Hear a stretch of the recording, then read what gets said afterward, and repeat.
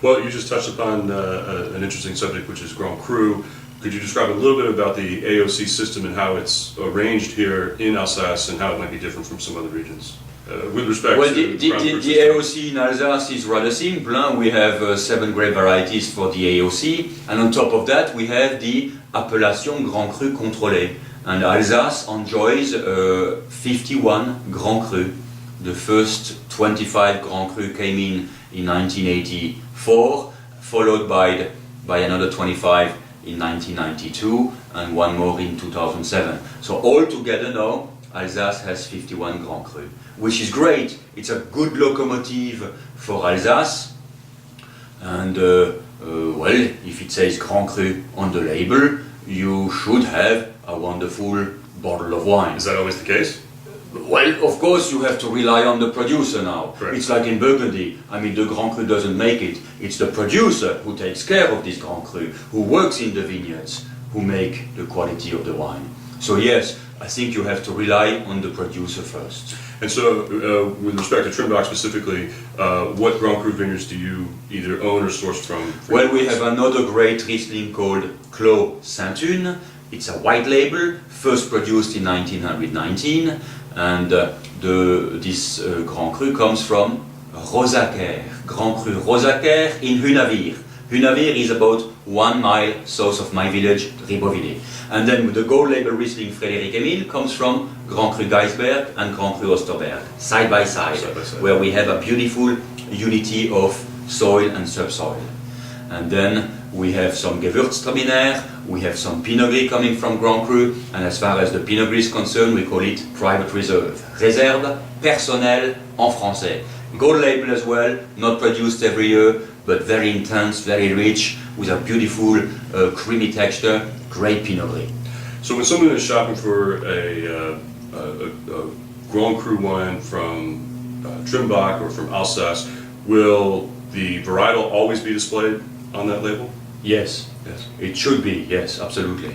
And that's a little distinction from other regions where, such as Burgundy, you don't necessarily know, you have to understand that. You have to know that while Burgundy is Pinot Noir when it comes to red, and it's Chardonnay when it comes to white. But in Alsace we make things a little easier, and we have done things easier much before, you know, for much longer time now. But you're right saying that, well, I think the grape variety is very important, and you have to rely on the producer and eventually the Grand Cru. Yeah. Do you think that sometimes makes it easier to sell Alsace wines in markets like the United States, where we're so focused on the varietal, having varietal listed on the label versus an appellation? Yeah, I think the varietal here is quite important. People know what they drink, and what's in the bottle. They want to know what's in the bottle, so it's certainly much easier for them to get. Okay. Well, let's talk about this Riesling for a second. You described it a second ago, but could you just walk through again real quick as to? Well, first of all, look at the color. It's a beautiful young color still. Of course, it's 08, but this is a wonderful Riesling color, quite pale still, but with green edges. And I think this should really, just by the nose and by the color, it should tell you that it's going to age easily another 5 years. Now in the nose we have a wonderful ripe nose. We have grapefruit, as I said before. We have ripe yellow peach, or perhaps more like white peaches. Say white peaches. And a touch of green apple as well. This is typical of Riesling, yes.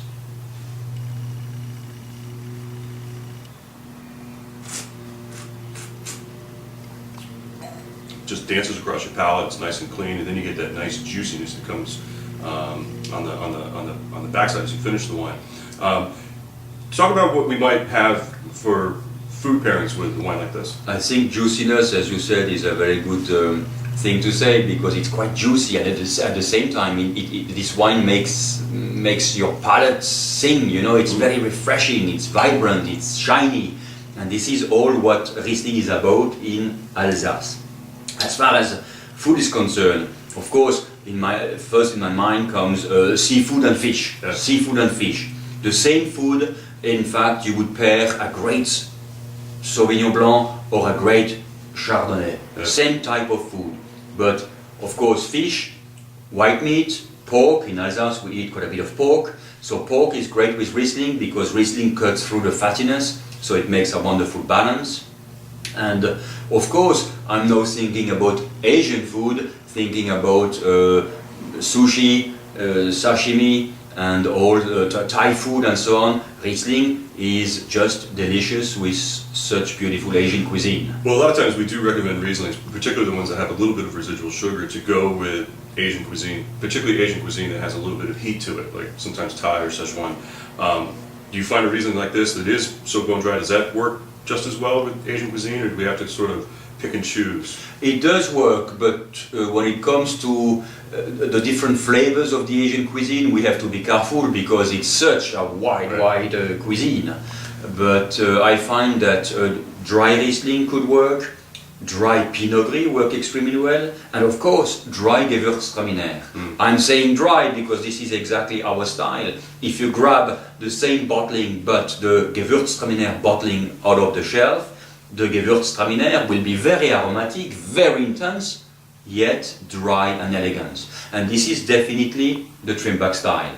My brother was named a few years back by Decanter Wine magazine one of the top 10 white winemakers in the world. Top 10. Because of our style.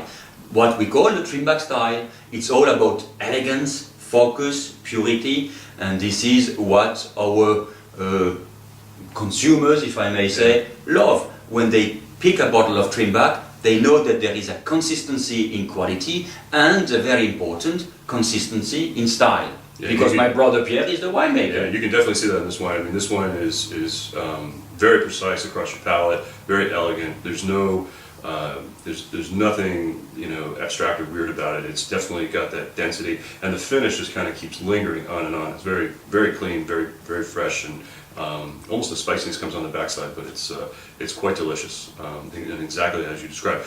Do you make any red wine? We do make a little bit of Pinot Noir in Alsace.